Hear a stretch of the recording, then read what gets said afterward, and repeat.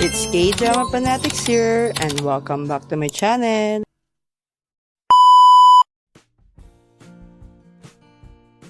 Episode 4 of Family by Choice starts with Sanha getting a phone call from his mother. He does not answer but wakes up the next morning with eyes swollen from crying all night. At the breakfast table, Sanha lies that he has been studying. On the bus ride, Hyun tries to demotivate Jung-hui from dating the person who wrote her the love letter. He asks Sanha to weigh in his thoughts, but the latter remains silent. At school, Park Dal tells Jung-hui that she has found out the person who wrote the letter to her was Jung-ho. Jung-hui finally runs into Jung-ho, who asks her out on a date. Jung-hui agrees as Park Dal. Hyun and Sanha watch them from afar. While Park Dal and Hyun are excited to see Jung-hui with a good-looking guy, Sanha seems upset. On their date, Jung-hui realizes that Jung-ho is a picky eater and opinionated. That night, Jung-ho drops Jung-hui home and brings up how she is too cheerful despite being raised by a single parent. Jung-hui takes offense and argues that she has 2 older brothers and 2 dads in her family. She gets upset with Jung-ho's comment and asks him to never contact her again. Jung-hui is upset as she thinks about how people take pity on her.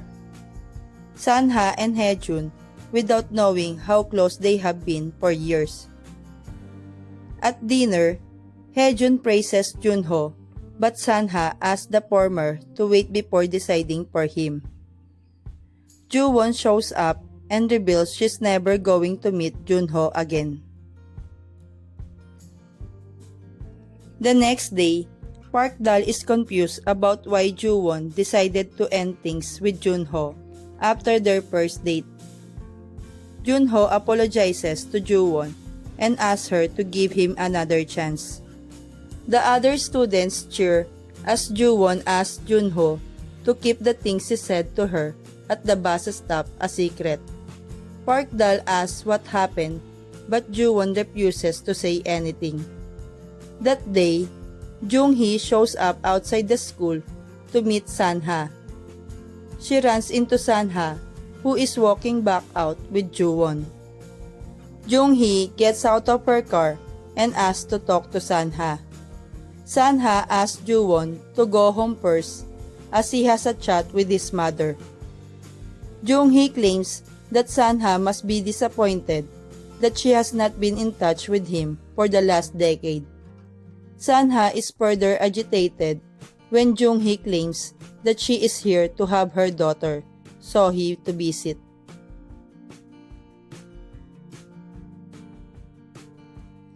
Jung-won brings Hyun to the restaurant to save Sanha if need be, but Hyun refuses, asking Jung-won to let Sanha handle this on his own. Inside, Jung-hee tells Sanha that she is willing to forgive him, which leaves Sanha wondering what she is talking about. Hyun recalls how his mother left him and gets upset as he walks back home. Sanha is emotionless when he tells Jung-hee to ask her mother to stop calling him. He wishes Jung-hee well and leaves.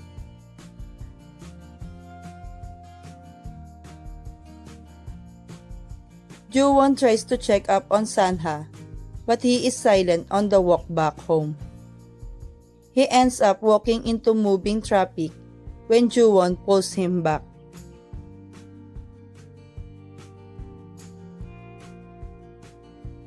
Sanha tries to calm Jung-won down as she breaks into tears, worried about Sanha.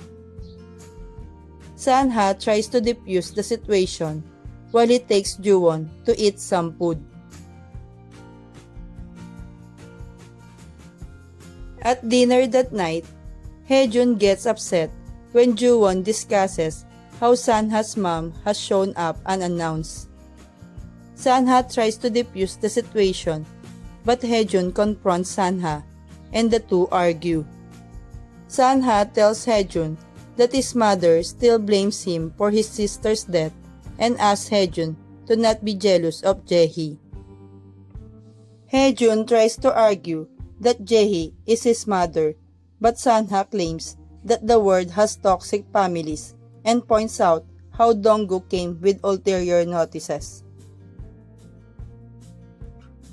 Sanha and Jewon have their ice cream together without Hyun, who refuses. They talk about how he's been living with hope of his mother returning. That night, Daewoo talks to Sanha about Jae and believes he should not worry about her bothering him again.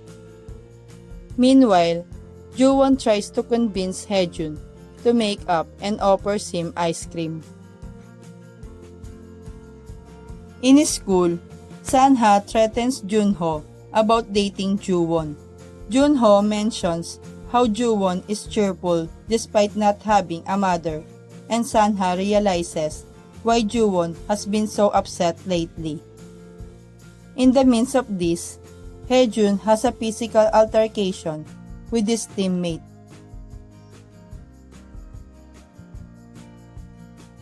Sanha shows up at the basketball court and asks Hyun to forget their argument as there is a pressing issue about Jewon that needs addressing. The two boys chat with Junho, which becomes the local gossip in school. News spreads and Jewon rushes to save him from them. She tried to defend Junho and scolds Hyun for holding Junho's collar.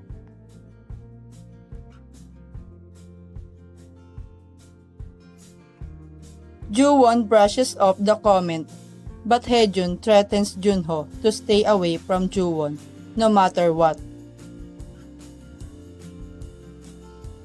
On their way back home, Sanha talks to Jewon about the nasty comments and asks her to ignore them.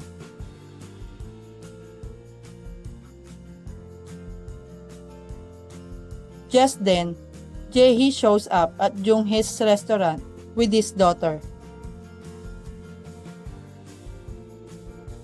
She asked the little girl to call Sanha Oppa, but the girl Sohee is scared of Sanha's reaction.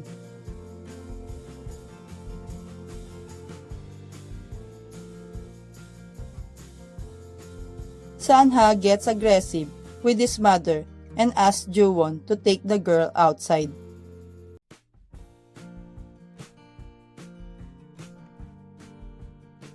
There, Sohee tells Jewon that they are going to take Sanha to Seoul with them.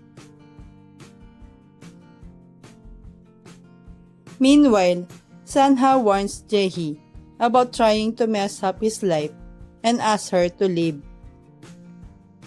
Hyun shows up outside the restaurant and is shocked to see that Jae has returned for Sanha. He notices Sanha's reaction towards his mother and asks him to be considerate towards her. Sanha gets mad at Hyun and asks him to keep out of this matter.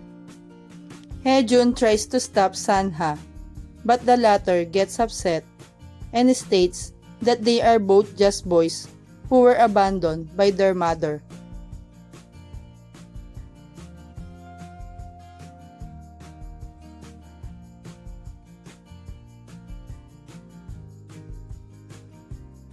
Thank you for watching. Don't forget to subscribe, like, and share.